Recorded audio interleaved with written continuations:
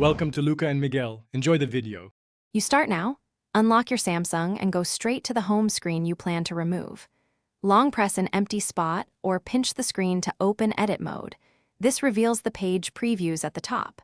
You need to know which panel contains widgets or apps versus empty space, because once selected, you'll remove it. Once done, tap the small page preview to highlight it so you're ready for the deletion step that follows.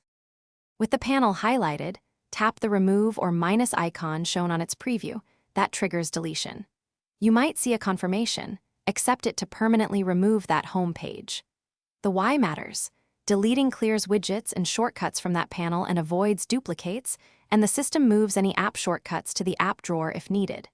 Make sure to review the apps on the page before confirming, because once removed, they'll no longer sit on your home screen. After removal, tap Done or press the Home button to exit edit mode and confirm the layout change.